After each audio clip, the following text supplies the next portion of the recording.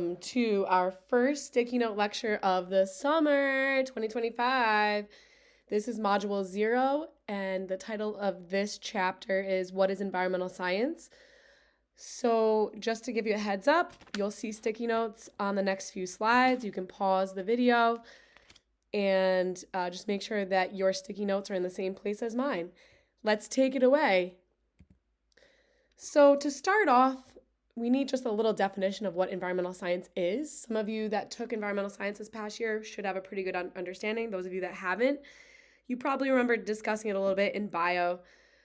So a quick definition is that the environment includes both the living and the non-living components. So examples of living would be any of the organisms that have at least one cell. Things that would be non-living would be like the air, soil, water. All right, any of those components would be the non-living portions. So that's what the environment is, right? And then the actual study of that, so environmental science is the study of how do humans interact with both these non-living and living components of nature. And so you'll see throughout all of our units, you'll see how this intertwining of both living and non-living things and how humans can both impact it in both a positive and negative way. And so environmental scientists, they can study the environment at the local level, the regional level, or even globally. And so then we move on to talking about, what is an environmentalist? And so if you're an environmentalist, your number one goal is to pretty much protect the environment. And so remember that the environment includes both the living and the non-living portions of that particular area. And then a big term that we're going to be talking about throughout this semester are ecosystems. And so, a lot of people just use these kind of like very fluidly, right? They're like, ecosystem, but what is an actual ecosystem? So it's the specific location where organisms are interacting with the living and non-living things. So the example given in the book, you want to think about a specific location within a biome. So the biome isn't the ecosystem, but it's what's happening within that biome. So here, the example would be the Alaska Yukon lowland within the taiga. So just know that the ecosystem is the specific location where the organisms are interacting. So think of it as more of the specific versus the broad. The broad would be the actual biome. So then we move into talking about some other great terminology here. So the cool thing about environmental science, if you love history, if you love other areas, that you're learning about within your other studies, the cool thing is that environmental science kind of includes many different disciplines. And you'll see that there's a big component of like political science and history kind of intertwined. So the cool thing is that environmental science is many different disciplines. They're intertwined within the study. It includes the sciences, but also there's history, there's humanities. It's all encompassing. So it's a really cool science. It's unlike any one that you've taken before. So humans impact natural systems in a bunch of different ways. And so the first thing to think about is this term, a boundary. So boundaries of a system might vary based on one's point of view. And then we've got a system, and a system is a set of components that influences one another. Everything is connected. So if you look at this picture, you can see that obviously if you're a marine biologist, you're studying this ecosystem, you can see that there's a predator-prey relationship. You've got the cod, you've got the herring.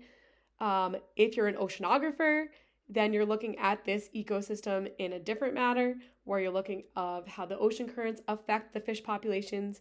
And then lastly, if you're the manager of a fishery, you're interested in pretty much those fish populations and then different human activities and the different laws. So, to kind of think about this, it just depends on the point of view, but there's systems within systems, and then boundaries are varied based on one's point of view. And so the interesting kind of like crazy thing is that humans have figured out a way to control many different systems that exist globally. So, they're not all bad, but a lot of these ways that I'm doing air quotes so you can't see, but humans have figured out, air quote, ways to control these systems. And in all cases, it might not necessarily be a good thing. And if you look at the last little sticky note here on the right, it says the changes humans are making is almost outpacing the rate at which nature can restore itself or bounce back. So if you think about a rubber band, this is a really good example. If you think about a rubber band, you can pull, but you reach a point where you literally, it'll snap. And so that's what this analogy is talking about, where nature has the ability to restore itself, but if we don't give it time and space to do this, then it's literally going to snap like a rubber band ball. And we actually saw this during COVID, and that was actually one of the pictures, the opening picture here. If you look on the left of what is environmental science, it showed before and after air pollution during the pandemic. So it does show that if we give nature a chance, it can actually restore itself. And great example there was the same exact place. One was before COVID and one was during COVID. And so although COVID was obviously a terrible time and a crazy time, it actually restored a lot of ecosystems, which is, kind of crazy to think. So throughout this book, there's 4 big ideas. So those 4 big ideas are energy transfer, which is one of the first things we're going to talk about, interactions between the different Earth systems, interactions between different species and the environment, and then finally, kind of the all-encompassing big idea is sustainability. And so that's going to be intertwined throughout this entire book. And when we think sustainability, you want to think about how do we maintain something so that future generations can appreciate what we have now. So if you think about our beaches, right? If we don't take the time now to do what we have to prevent erosion and all that jazz, down the road, we might not have a beach to sit on. So, it's always this idea of thinking about future generations while still maintaining it for those that are using it right now. We will be using the scientific method throughout the year. We're going to be doing a ton of different labs, at least one every week, if not more. And so, just to kind of reiterate the importance of the scientific method, just know that it doesn't use feelings. So you could feel a certain way, but that's not part of the scientific method, right? So anything that we do and a hypothesis that we made, it needs to be testable.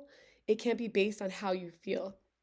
And so we are going to be using, towards the end of the year, we're going to do a little bit of a research paper, but peer-reviewed means that research has been scientized, if you look at that. So it's gone under the microscope. It's been picked apart by experts, and that's the thing. So things have been tested over and over and over again, and then finally, it literally gets published into a scientific journal. That doesn't mean that it's a theory. That just means that there's enough scientific evidence out there to kind of give the scientific community thought on this. And it could take many years. A scientist could even never find an answer to their question. So they might have all this great research, but at the end of the day, there might not actually be one set thing that leads to the cause of something. And a lot of times, a lot of people get kind of frustrated with that, but that's part of science. And so hypotheses, they need to be testable, meaning that it's not just based on your feelings. So there's something that you can measure. So any of the labs that we do where there's inquiry-based, you're going to make sure that when you come with your hypothesis, that it's testable so that you can actually show it based on numbers, based on measurements. And so if you look at this AP exam tip here on the bottom of page 9, it says, make sure you understand the definition of a testable hypothesis, and you could provide examples of non-testable hypotheses. So there is one of the FRQs, which is based on scientific explanation, and you might have to actually either look at a hypothesis, make a hypothesis, and so the important thing is to know that it needs to be testable, meaning that you could actually go out there, test it, and show results using numbers or quantifiable data. Then we move on to this great big picture. I only put a little sticky note on the left side of the page, but this visual representation shows the big ideas of this entire book. And so if you look, that there's these little words. So ENG, anytime you see that throughout the text, this is going to represent energy transfer. So they might not actually say energy transfer. They might just use ENG. And so if you look, they give you examples of what is energy transfer, and it showing all that. You might also see the initials ERT. That means interactions between Earth systems. And you can see that those are also labeled in the pictures. you see EIN, interactions between different species and the environment. And so you can see on this page, talking about sustainable solutions to energy needs, that would also be an example of EIN. And then finally, sustainability, which is going to be represented by STB. So if you see these 3-letter words, make sure that you know what they mean. All right, then we're going to move on to the next page, and you will have to interpret graphs. So we're going to revisit graphing, looking at graphs, making sure that we understand how to read them. But the biggest thing to note is the difference between an independent and a dependent variable. So just think independent has the I, you change it. That is always represented on the x-axis. So these are the things that you change in an experiment that you can actually measure. The actual results or the quantifiable data is going to be plotted on the y-axis, and this is your dependent variable. And then you've got the control. And so there always has to be a control in your experiment, so that way you have something to compare your results to. So make sure you get down these 3 definitions. Will I ask you flat out what is an independent and a dependent variable? Probably not. But if you're asked, what is the independent variable on this graph? You should be able to pull it out based on the data. If you're looking at a table, the first vertical part of the table is always the x-axis, and then the actual quantifiable data is always on the next lines from there. So the interesting thing is that it's always easier to prove wrong than prove true. So it's always, if you're going to make a hypothesis, it's always easier to prove it wrong than prove it correct, if that makes sense. And so in this case, sometimes it's easier to use a null hypothesis, or this is kind of like neutral. So it doesn't take a particular side. It just kind of takes like an in-between, if that makes sense. And so if we look at this picture, when we're collecting data, this is a great picture below here, and it actually shows, especially if you're are into darts, illustrating accuracy. So how close to the true value or the actual value is it? So that would be accuracy, and then precision is how close repeated tests come to each other. So if you're going to repeat the same test multiple times, how close is your data coming to those results? And then how close to the true value is your actual results coming? So if you look at the picture, you can see that while all of these darts are not necessarily on the bullseye, they're all kind of in the same area. So this person would have low accuracy but high precision, so they're able to hit that target, but it's not the actual target.